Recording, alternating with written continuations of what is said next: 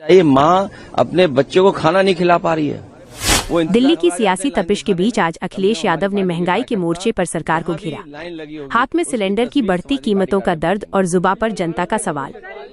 सपा प्रमुख ने सीधा वार करते हुए कहा कि भाजपा की नीतियों ने गरीब की थाली से सुकून छीन लिया है। अखिलेश ने तंज कसा कि अच्छे दिनों का वादा करने वाली सरकार ने रसोई गैस को आम आदमी की पहुंच से दूर कर दिया है। ये सिर्फ एक बयान नहीं बल्कि उन करोड़ों परिवारों की आवाज है जो महंगाई की मार झेल रहे हैं।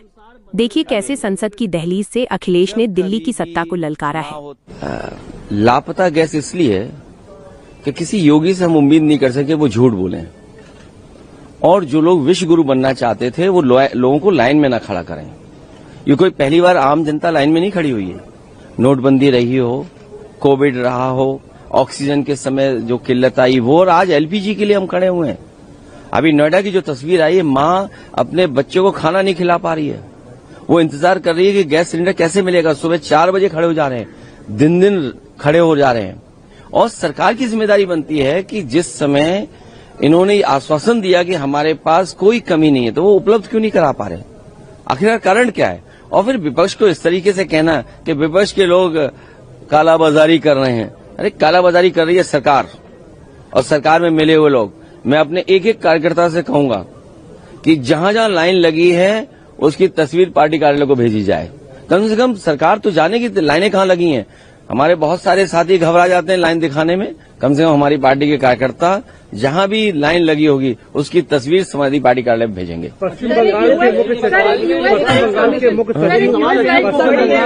एक बार पश्चिम बंगाल के मुख्य सचिव को हटा दिया गया है। कहाँ का?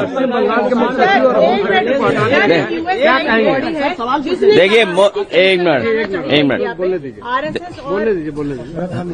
ये अब एक मिनट, जब कभी भी चुनाव होता है दिल्ली की सरकार, और अगर प्रदेश की सरकार उनकी नहीं है तो सबसे पहले डीजीपी हटाएंगे, चीफ सेक्रेटरी हटाएंगे, और जो भारतीय जनता पार्टी है उस समय जो सरकार में के खिलाफ है, यहां भारतीय जनता पार्टी के लोगों ने जानबूझ करके सरकार से मिलकर के दिल्ली की और चुनाव आयोग से मिलकर के अधिकारियों को हटाया होगा। आप बताइए, यूपी में तो कभी नहीं डीजीपी हटता।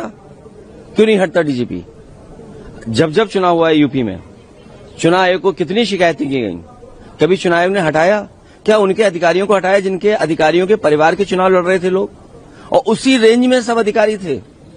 एसओ कौन पोस्ट होगा, सिपाही कौन पोस्ट होगा, याद कीजिए। आपको इसी जगह पर मैंने एक लिस्ट और एक सूची जारी की थी आपके सामने, जब अयोध्या में किन किन अधिकारियों ने चुनाव हरवाया था।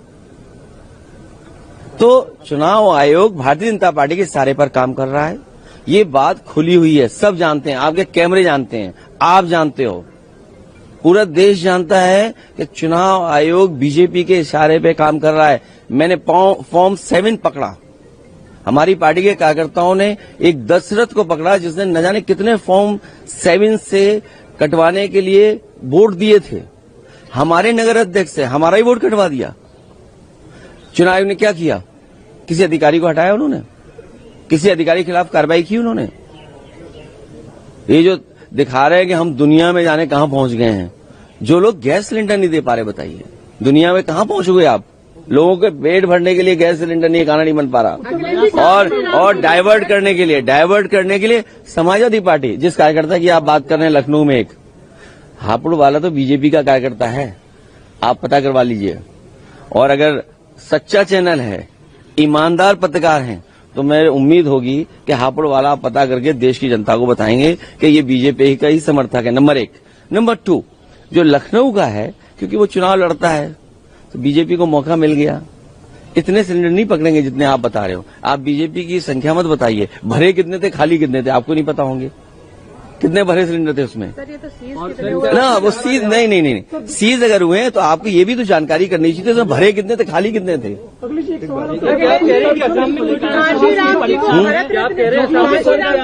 बदलने वाले को पंडित का है, पंडित को ऑप्शन दिया गया है। अरे ऐसे कैसे बता पाऊंगा मैं? उसमें जो सवाल पूछे गए कि अफसर के अनुसार बदलने वाले ऑप्शन में पंडित नाम दिए गए। ये बीजेपी जानबूझ करके कराती है। बीजेपी जानबूझ करके कराती है और दूसरे को बदनाम करती है। बीजेपी के पास एक टीम है जिसको पैसे देते हैं ये लोग, बदनाम करने के लिए, और करते करते बदनाम अब बीजेपी के अधिकारी बीजेपी को ही परेशान कर रहे हैं। बताइए, बदनाम कर रहे हैं। कोई ब्राह्मण समाज के बारे में ऐसा लिख सकता है? बताइए आप। हमारे डिप्टी सीएम कह रहे थे कि पूजनीय शंकराचार्य जब आएंगे तो हम दंडवत होकर के माफी मांगेंगे। अब बताइए, दंडवत भी नहीं हुए, पूजनीय शंकराचार्य आके चले गए, किसी को ही सम्मान में उनके नहीं पहुंचा। बताओ कितना बड़ा सनातन अधर्म किया इन्होंने। काशीराम जी के लिए भारत रत्न की बात सरकार ने की है क्या? मान्यवर काशीराम जी को और समाजवादी पार्टी ने एक समय पर मिलकर के देश को एक नई दिशा दी थी। आपको याद होगा, नेताजी और उस समय बहुजन समाज पार्टी के नेता काशीराम जी ने मिलकर के भारतीय जनता पार्टी का मुकाबला किया था और भारतीय जनता पार्टी को हरा दिया था। उसी के बाद भारतीय जनता पार्टी अपने हर कार्यक्रम में बाबा साहब भीमराव अम्बेडकर जी की तस्वीर ले आए। आप पता करिए यही बात। तो माननीय काशीराम जी के जो रास्ते पे चलने वाले लोग हैं, उन पर जीवन भर उनके साथ संघर्ष करने वाले लोग हैं, वो चाहते हैं उनको सम्मान मिले, भारत रत्न मिले। उसी पक्ष को हम भी उनके साथ खड़े होकर के कह रहे हैं। यूएस की एक ह्यूमन राइट्स बॉडी है जिसने कहा है भारत पर सैंक्शन लगाने चाहिए रॉ और आरएसएस के कामों को देखकर, पर उन्होंने पाकिस्तान का कहीं नाम नहीं लिया है। तो अब इसमें मैं क्या कर सकता हूं? अगर पाकिस्तान का नाम नहीं लिया तो मैं इसके लिए क्या कर सकता हूं? मैं कोई यूएस में थोड़ी रहता हूं। अगर ये अंडरग्राउंड लोग, अनरजिस्टर्ड लोगों पे इतना आरोप लग रहा है तो उन्हें सोचना चाहिए सरकार के लोगों को। मैं कौन हूं उसमें कुछ कहने वाला? लखनऊ की हर बड़ी हलचल, अपराध की सच्ची खबरें, द लखनऊ टाइम्स, सबसे तेज, सबसे सही।